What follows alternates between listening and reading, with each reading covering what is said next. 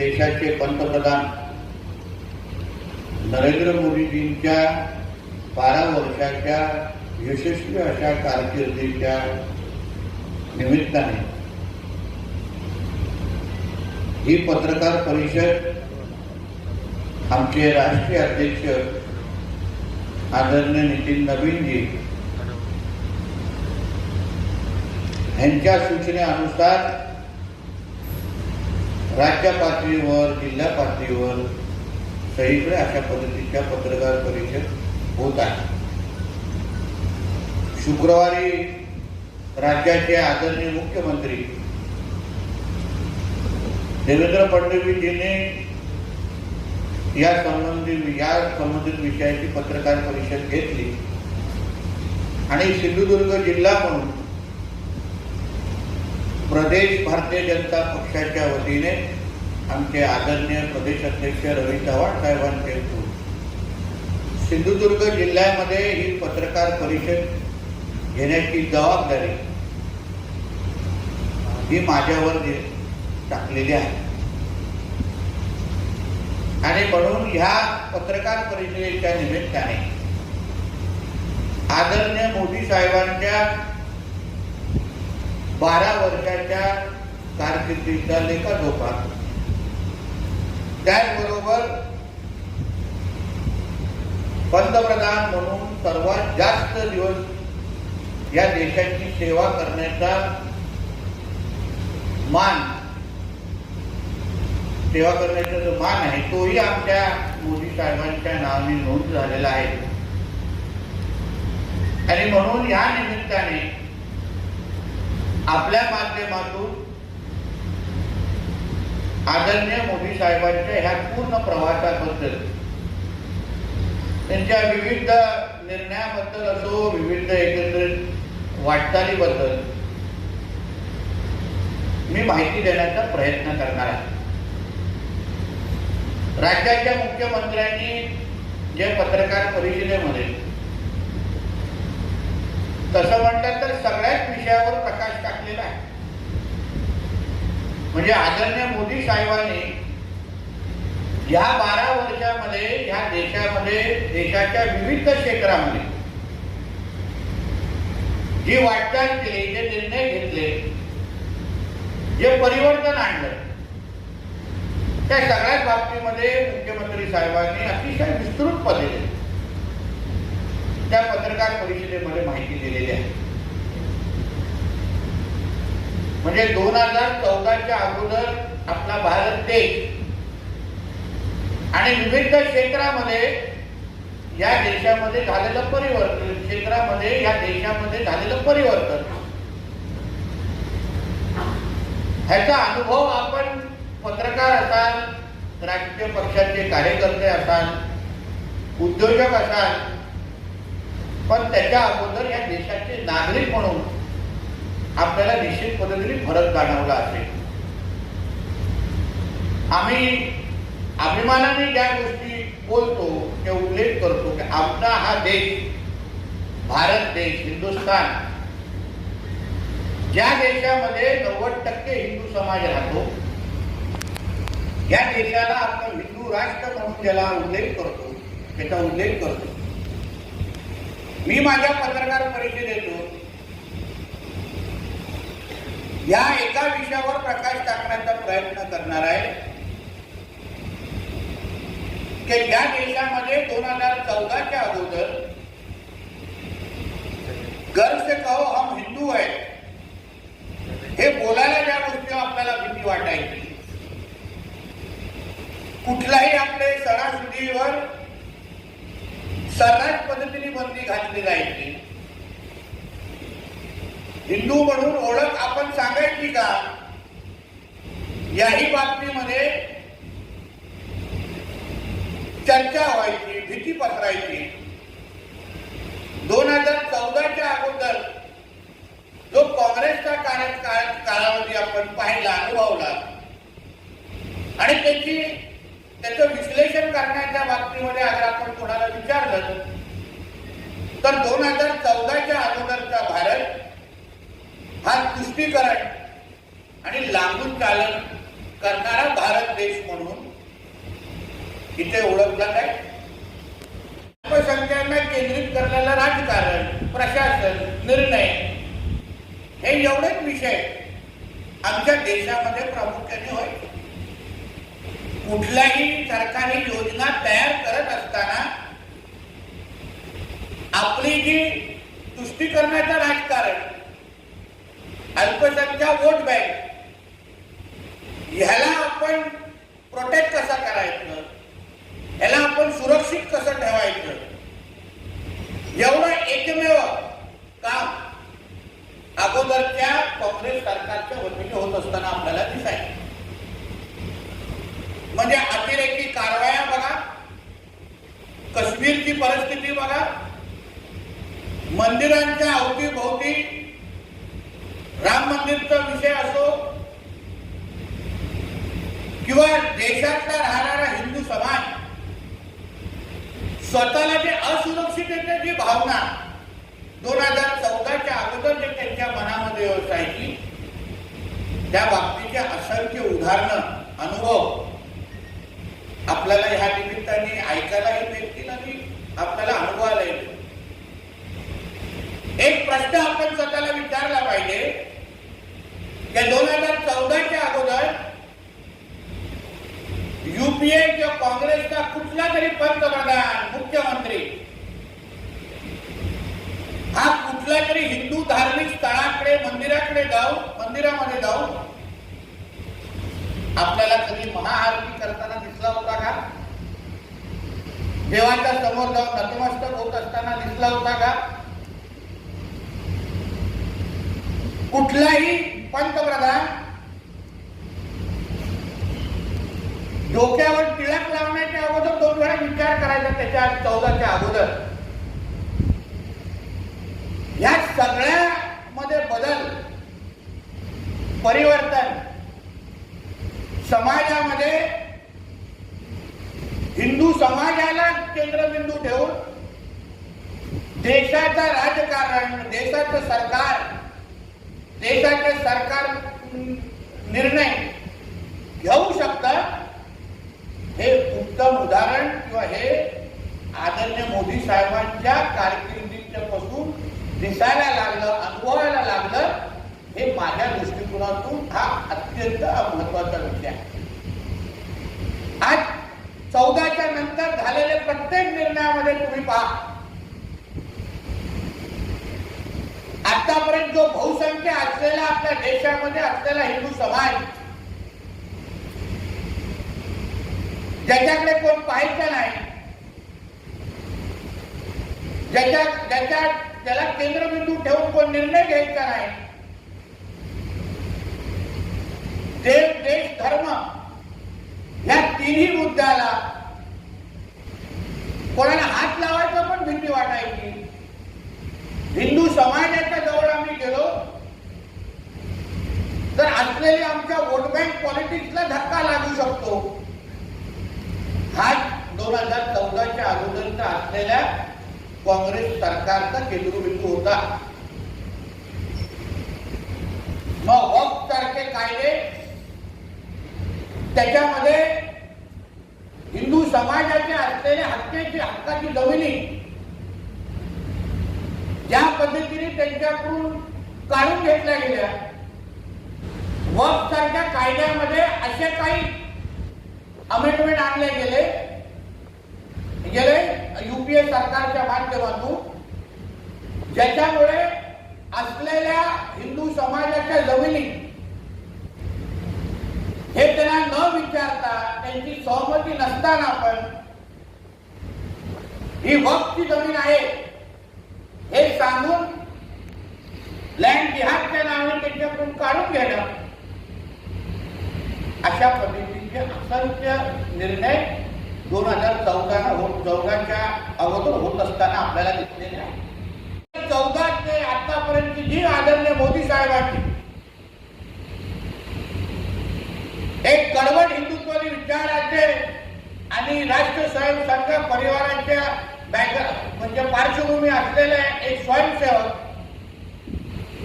जेव्हा देशाच्या मुख्य स्थानी जेव्हा नेतृत्व करतो, तेव्हा राष्ट्र प्रथम या भूमिकेला नजरेसमोर ठेवून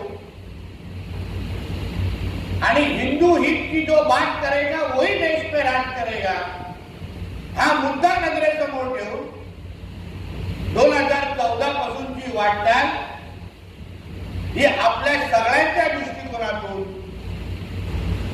एक हिंदू म्हणून ही अत्यंत महत्वाची ठरलेली आहे.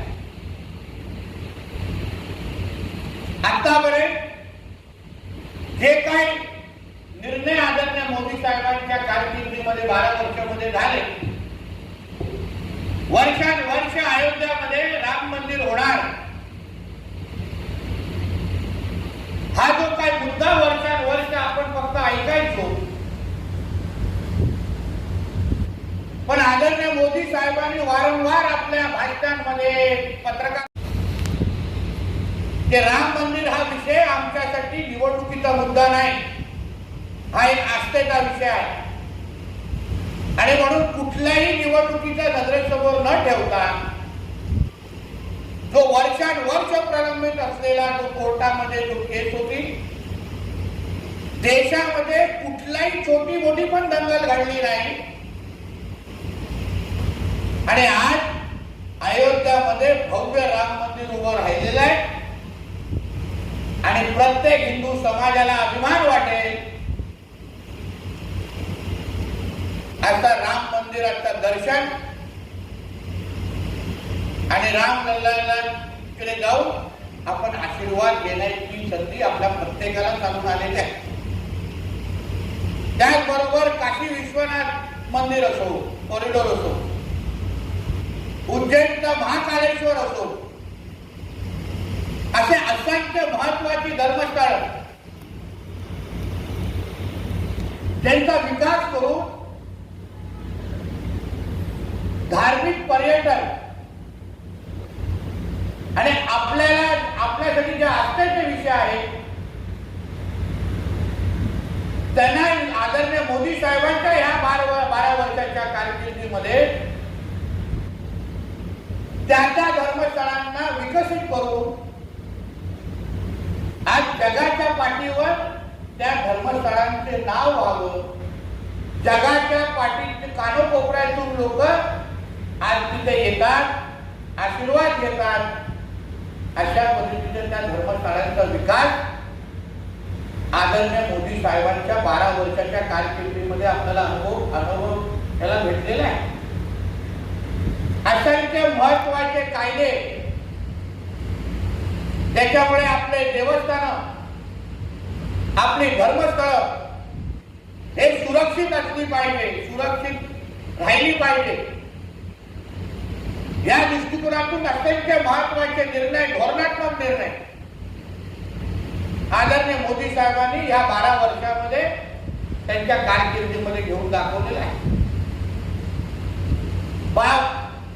14च्या अगोदरचा जो वक्फ कायद्याचा उल्लेख मी तुमच्या समोर केला, या 12 वर्षाच्या कारकिर्दीमध्ये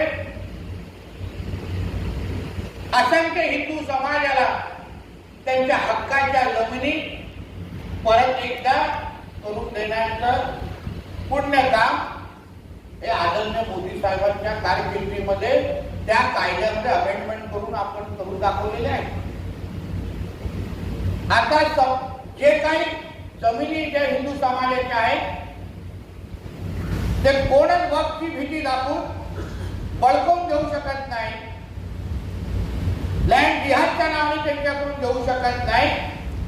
अशी ताकद या देशातल्या हिंदू समाजाला या आमच्या एनडीए प्रणित मोदी साहेबांच्या नेतृत्वात असलेल्या सरकारने मिळवून दिलेली आहे.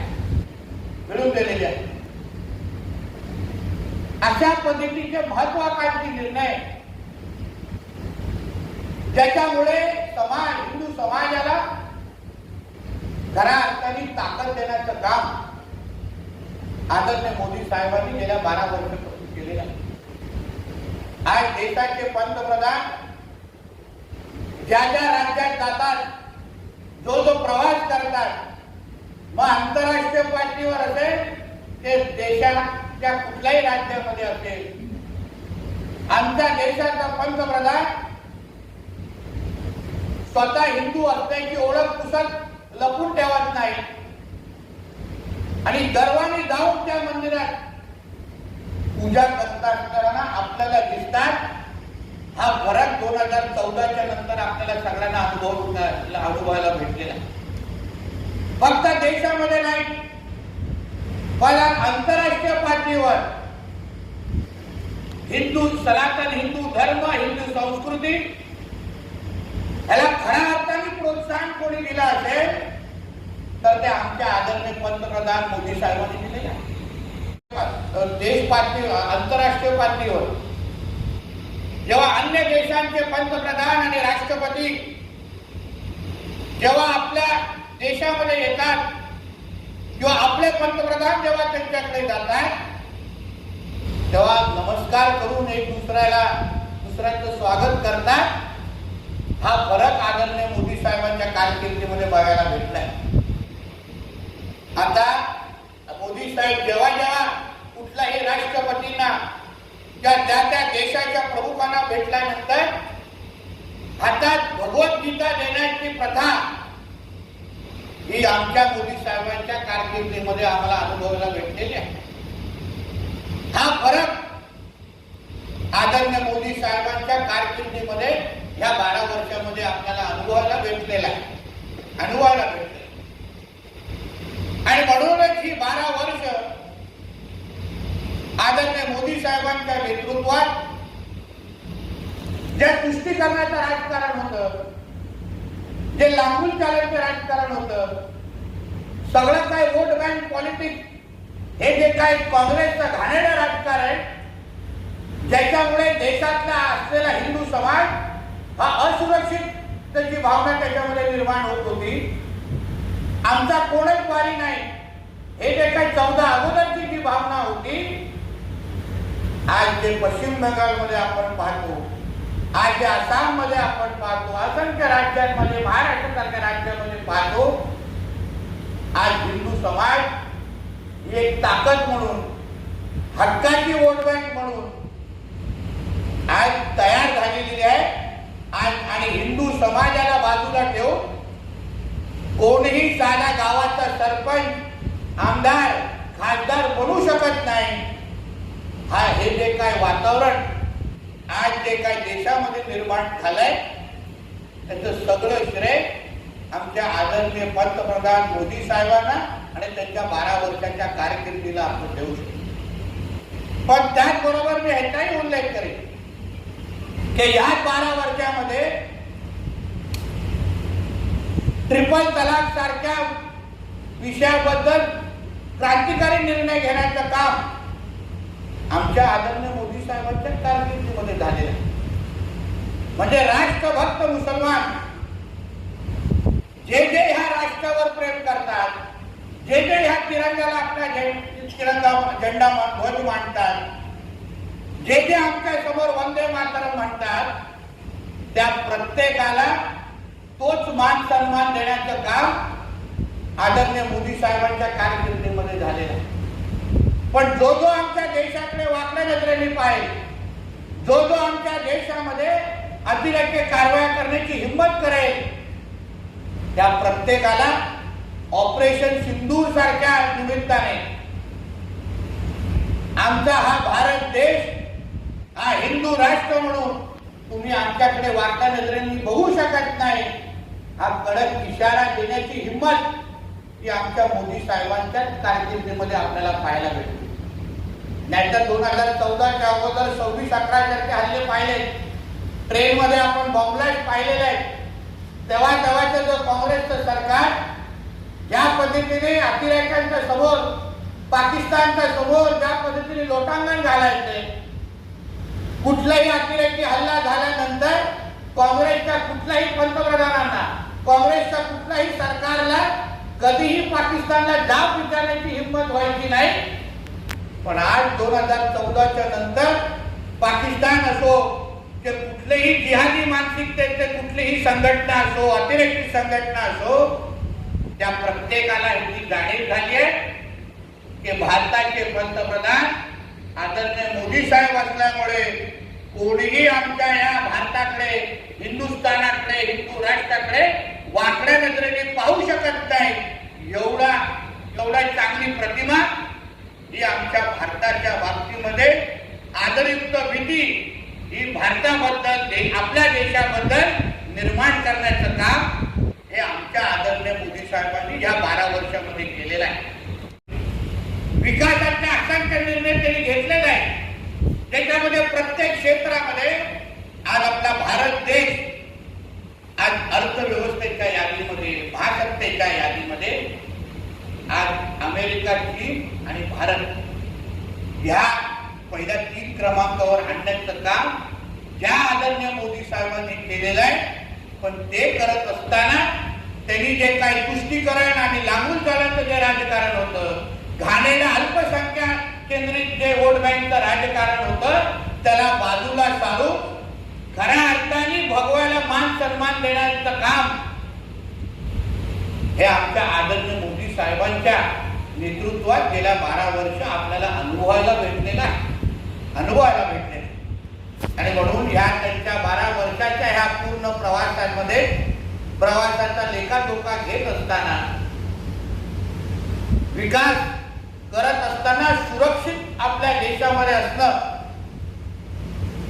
जसं मी उल्लेख केला, गर्व से करो हम हिंदू है ही ओळख अभिमानाने सांगणं, जय श्रीराम सारख्या घोषणा आपण हक्काने कुठेही देऊ शकतो. आज बांगलादेश मधला हिंदू असेल, पाकिस्तान मधला हिंदू असेल, प्रत्येकाला माहिती आहे की आमच्यासाठी सर्वात सुरक्षित देश कुठला असेल तर तो भारत देश आहे. मोदी साहेबांच्या नेतृत्वात असलेला आमचा हा भारत देश आहे. ही ओळख, असा कणखर नेतृत्व ह्या 12 वर्षामध्ये आपल्याला एक भारतीय म्हणून अनुभवायला भेटलं. हे आपल्यासाठी सर्वात अभिमानाची गोष्ट आहे.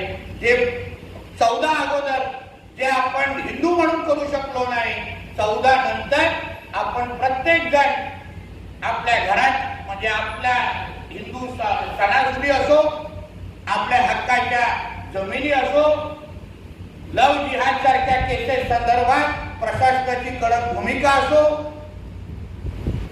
किंवा समान नागरिक कायदा असो, या सगळ्या बाबतीमध्ये आपण हक्काने आणि अभिमानाने आणि खुल्या मनाने आणि खुल्या वातावरणामध्ये आज ज्या देशामध्ये आपण बोलू शकतो, एक दुसऱ्याची चर्चा करू शकतो आणि ते निर्णय होत असताना जे अनुभवायला आज आपल्याला भेटतात, ते सर्वात मोठं योगदान आदरणीय मोदी साहेबांनी गेल्या 12 वर्ष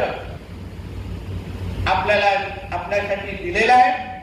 या बाबतीमध्ये भारतीय जनता पक्षाचा कार्यकर्ता म्हणून मला निश्चित पद्धतीने त्यांच्याबद्दल अभिमान आहे. पण एक हिंदू म्हणून माझ्या देशाच्या पंतप्रधानांनी माझ्या देशाला एक सुरक्षित देश, सर्वात जास्त सुरक्षित देश कुठला असेल तो आमचा भारत देश आहे. ही जी खऱ्या अर्थाने ओळख मिळवून दिली ते आदरणीय पंतप्रधान मोदी साहेबांना आमच्या सिंधुदुर्गच्या वतीने मी मनापासून त्यांचं अभिनंदन करतो आणि त्यांना ह्या 12 वर्षाच्या यशस्वी कारकिर्दीसाठी आणि असंख्य भविष्यामध्ये रेकॉर्ड अजूनही तोडणार आहे. हे तो सुरुवात आहे. नेहरूजींना मागे टाकलं आहे, पण प्रत्येक क्षेत्रामध्ये आपल्या भारत देशाला अग्रेसर देश आणि एक क्रमांकावर ठेवण्याचं काम आमचे मोदी साहेब त्यांच्या नेतृत्वात आणि त्यांचं पूर्ण केंद्र सरकार निश्चित पद्धतीने ठेवेल.